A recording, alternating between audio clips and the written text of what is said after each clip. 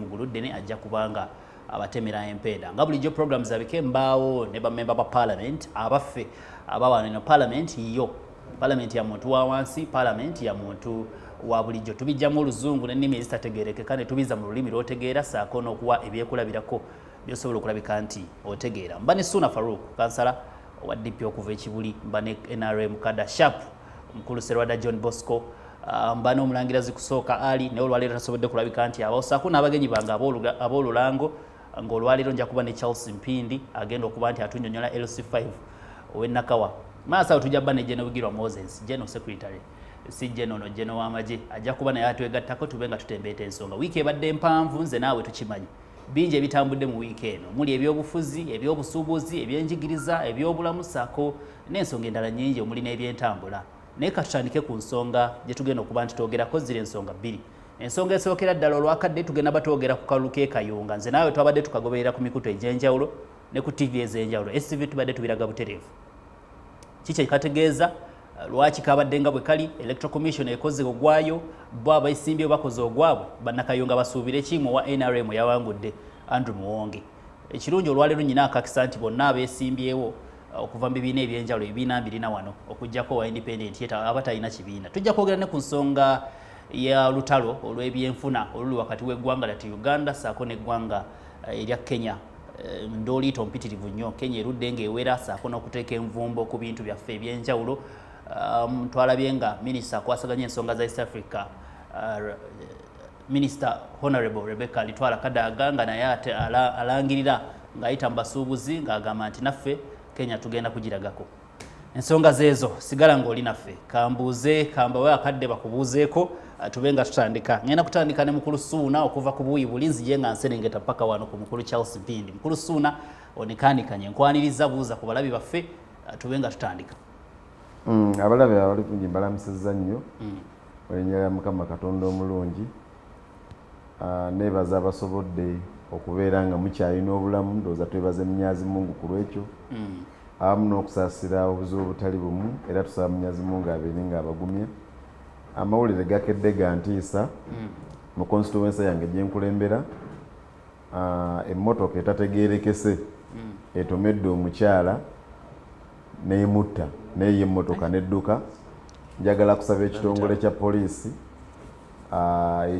ekivunaanyizibwa ku bya kamera kitunoonyeza omuntu oyo asobodde okutomera omukyala oyo ate n'atasobola kuba buvunaanyizibwa n'akola ki n'agenda bugenzi.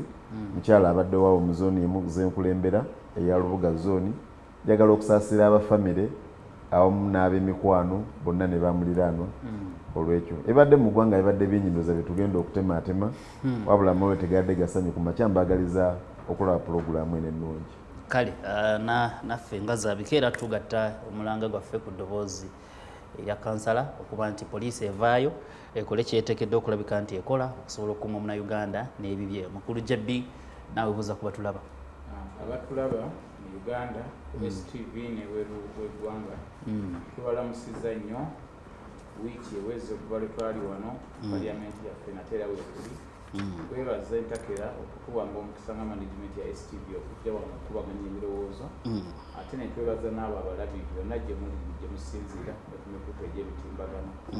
Nsaasira abafunye obuzibu mu wiiki eno, ate era n'enjozaayozaako abo abafunye ebirungi ng'abatuziza birthday zaabwe, abawasizza, abawungidde n'ebirala ebiringa ebyo. So Mukama Katonda abateremu obwangu n'ebyo ebirungi, ate abasaasire, abagumye, abanyiga ebiwundu mu abatuukiddwako ebizibu. Amanya Serwada Jebbi nga bulijjo Kada 14 kuba mu NRM. Nga tokiggumiza. Yayogedde biswanza nti kale omukulu Charles Mpindi kansala LC5 okusookera ddala njagala okulamusaako abalabi ba STV. Erinnya n'eddoboozi nga bulijjo Mpindi Charles kansala wa LC5 Nakawa 4 division. Twala okusaasira abantu bonna bafiiriddwako mikwano gyabwe. Nange mu zooni gye nsulamu nafiiriddwawo awo omukyala munnayiba wange n'omutuuze wange, naye saba Katonda abagumye nabo bonna abafiiriddwako emikwano gyabwe basaasira nnyo nti Mukama Katonda bagumye. Kale wiiki ebadde mpanvu mbeebaza nange okuba nti musazeewo mujje tube nga tukubaganya ebirowoozo ku nsonga ezibadde mu wiiki. Tugenda tandika n'akalulu k'ekayunga. Buli omu akeesunza, abalayi baffe beesunza okuwulira endowooza zammwe ez'enjawulo. Embiranye yali esinga kubeera wakati w'ekibiina kya NRM nga kiyita mu kandidate waakyo Andrew Muwonge ssaako n'ekibiina kya NUP nga kiyita mu kandidate waakyo mukyala Nakwedde Harriet. Twalaba bingi ebyatambula obuuyo obwo, bingi ebyayogerwa ate ku makya okutuuka nga mulimu ballot papers atiikingiddwa edda, waliwo abalonzi abaafa be baakamala n'okuziika nabo nga balonze. Electoral Commission bagigamba eyo kyobululu egamba tetusobola bookya. Kale twalabye byagenze okufundikira nga munnakibiina kya NRM yanywedde mu banna olwendo ng'afunye obululu bwabadde emitwalo ndoozi 3,183 n'asinga yabadde amuddiridde mu kyokubiri mukyala Nakwedde Harriet okuva mu kibiina kya NUP obululu mitwalo 3,338 ndoozi enjawulo eri wakati wa 4 ku 5. Kale n'aba-DP babaddemu na independent babaddemu, endooliito zabadde mpitirivu mu district ey'e Kayunga nga kyetugenda okuba nti otwogerako. Ngenda kutandika nga bulijjo njagala nnyo okutandika ne mukulu Sserwadda John Bosco nga bwe guli nti be bali mu buyinza okuba nti atutemera ensonga ku ndaba ye ey'ebintu nga bwe byatambudde oba nga bwe bitambula. Olwo tujja kuba tusinziira awo tuserengete ku balala.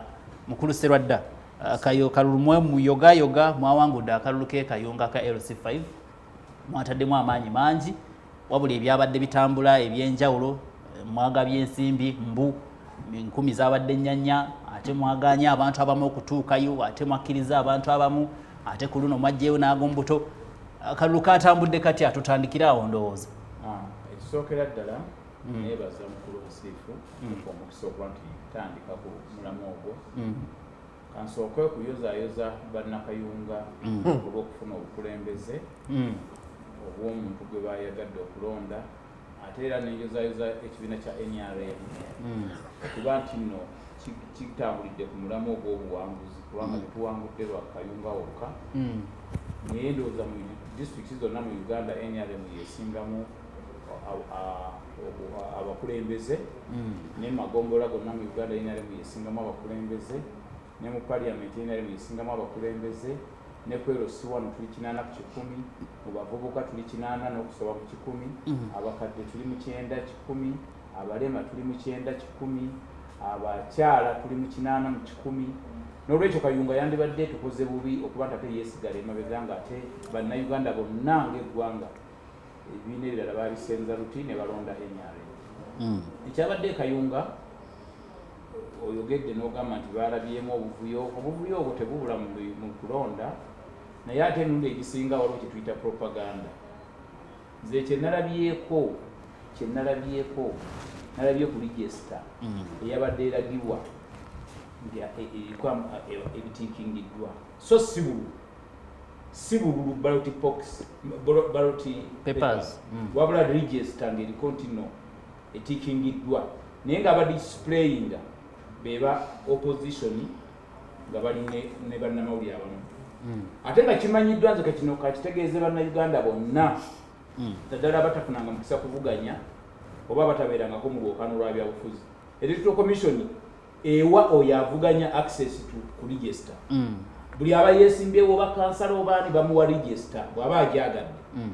Kati eyo register eyabadde eragibwa tosobola kumanya yabadde yaani kubanga nze nange Sserwadda mbanga mvuganya naye ne mmanya nti bandi bubi agenti wange asobola okukola ekintu kyekimu n'agenda ng'atiikinga nga bw'ayagala n'agamba ne tunuulira ng'amaze okulaba ebintu tebitambudde muki bulungi okujjako ng'oli ajja ne bwina atulaga nti eyo kopi eyabadde etiikingiddwa yadde yaani kubanga nze nakikafunye obukakafu nti agenti wa Nakwedde ye yabadde ne register eyo nga yagiraga nti olaba baatiikinze dda abantu balonze si alondesa yadde agiraga era yabadde agent nga yagiraga ate nga nakubuulidde nti eyo copies ezo eza register zisaasaanyizibwa mu bavuganya ne baziwa ba agenti baabwe atuula nayo ku polling station kati wadde ng'ogikola byayagala era n'alaga abamawulire ekyayo bw'agamba nti njuzaamu empapula n'agamba nti olaba empapula zonna zaayuliseeyo bw'atiikinga wadde mb'otiipinga byonna n'agamba tugenze otuuka nga batiikinze byonna. So omuntu atakirabangako yalowooza nti twalabye register nga batiikinze naye atakimanya nti buli agenti w'omuntu kuba esimbyewo abeera ne register ye wadde mbogiraga singa tugamba noba NRM twagirabye nga ntiikinge nowa DP twagirabye nga ntiikinge ne official gundi presiding officer twagirabye nga ntiikinge naye wedda balageegi eya agenti wanakwedde nga yagiraga nga etiikingiddwa kati yakutte kalaamu n'atandika ng'afunye signals eziraga nti ekintu kyo kyatukubye nga bwewala wa kabineti we bwe yafuna mukwano gwe n'amusiba kibandegi bw'ati n'asibiramu n'enviiri olwokuba teyali mukugu wa kusiba kati ekyo nga bwe bakikola bwe bakoze nekimu naye nze bannayuganda mbatengaza ku nsonga eno ekyabadde ekayunga kitandika butanzi kigenda gende bukomansimbi kigenda gende Mityana kigenda gende Rwengo kigenda genda n'awalala lwa nsonga eki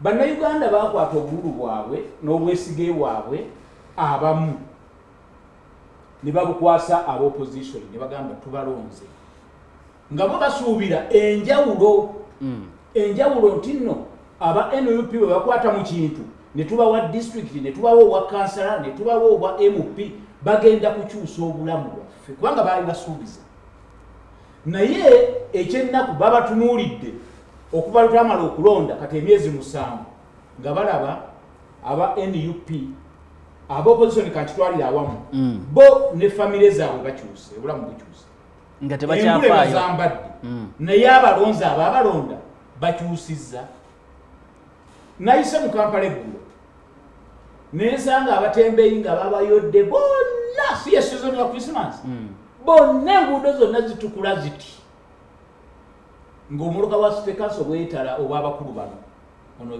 bangambye nti alimu LC5 oba balimbye alimu LC5 yes kansala y'omu bakansala nga enguudo zonna bazeeze abaana bali wali maziga abakazi ab'emiyembe abakadde abanaku bali wali maziga naye mu kulonda bagambanga mutulonde tubalageko ku njawulo kati bannanyini kibuga bano ekibuga bakyeze ye season omunaku walembekera kakati babuuza abantu nti njawulo ki n'abali mu buyinza betwabalooperanga nti batutulugunya mmwe mujje mututaase kati abaana baddayo mu masomero abaana b'abakulu bano bo balina okugenda olunaku lwe baggulawo bajja kutandika nga 10 bo bajja keera saawa 12 zijja basanga ku masomero naye omulonzi waabwe zijja musangayo kati abantu bakubaganyiza ebirowoozo bagamba abantu betulonda bakuuse bandya nabo kubanga bakituusaako dda nti ffe tunyigiriza muntu wa wansi tetumulowoozezaako abantu ne bagamba akatulonde bano abantu at least batuzanyirewo paati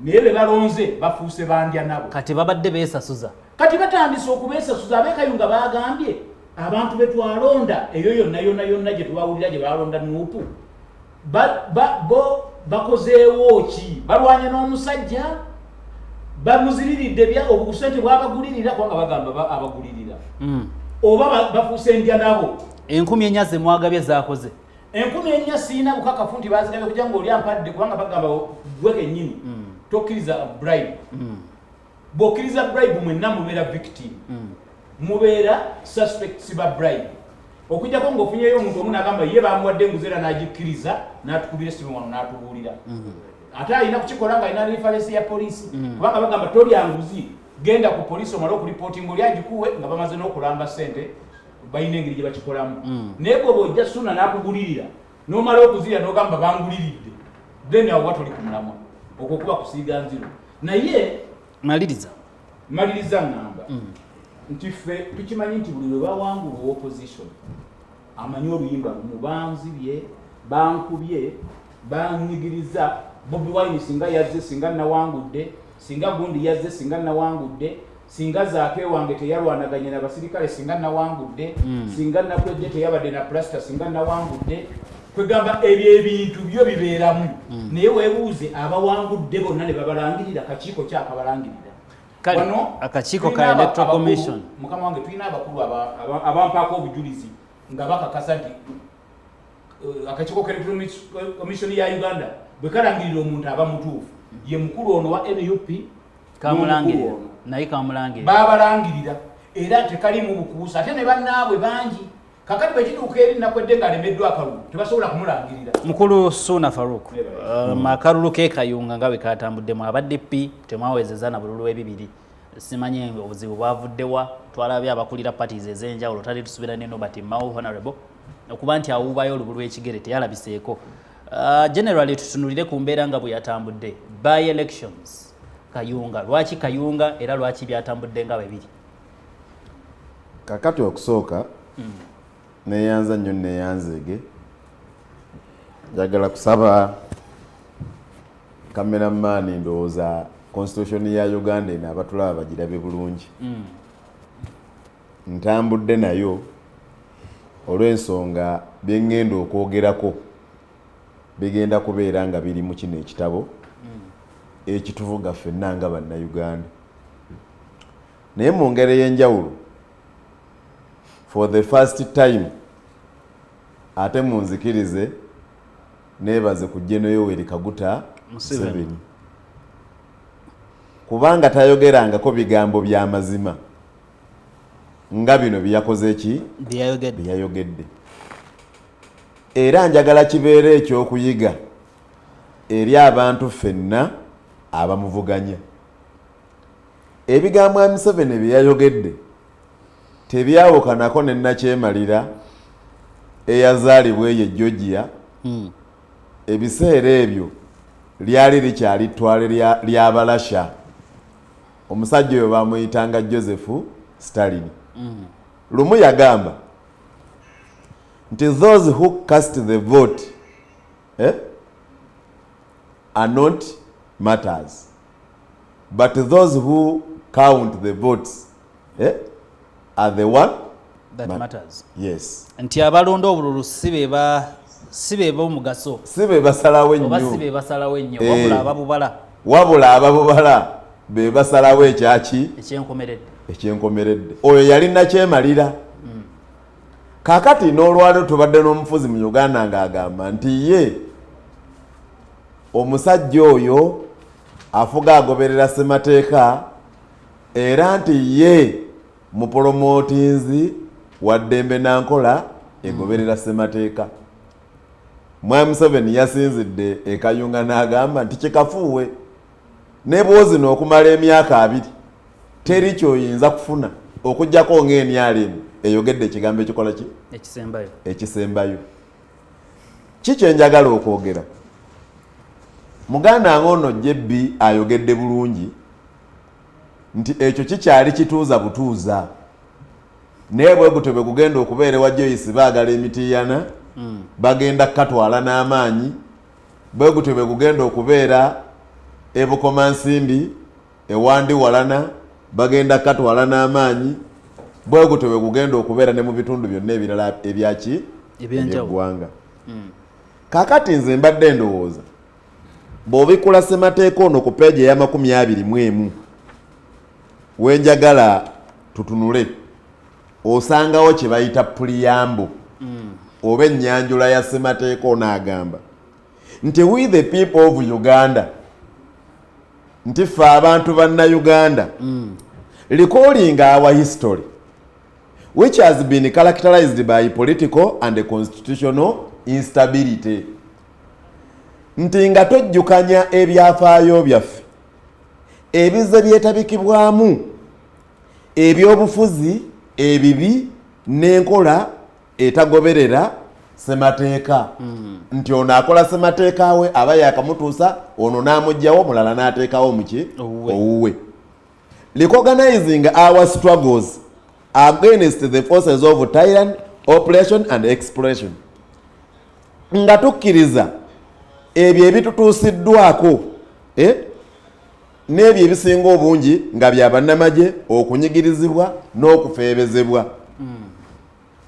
Tukanyiza tukole ssemateeka agenda okutukola ffenna ng'atugayidinga nga guiding principle, okubeera ng'atuyamba mu byenkulaakulana, nga tuli wamu eddembe, obwenkanya n'eddembe ery'obwebange.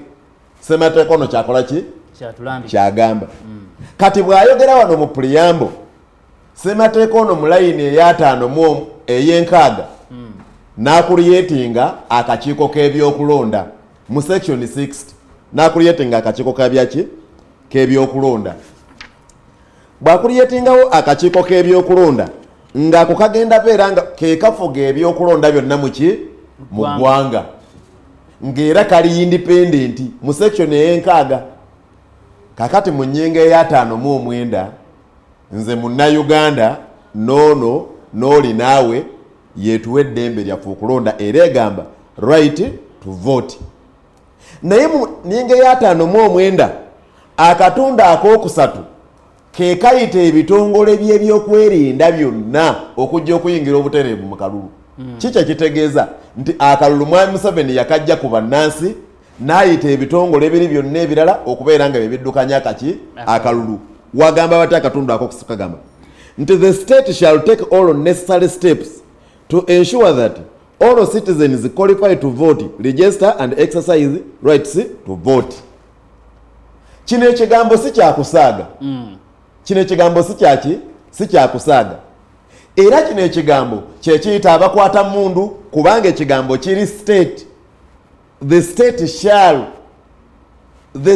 shall bateekeddwa tebabasaba na busabi naye bakoze ki bateekeddwa okulaba nga bakola buli ekyetaagisa buli muntu yenna atuuse okuba nga alonda awandiisibwa era n'abeera n'eddembe okulonda.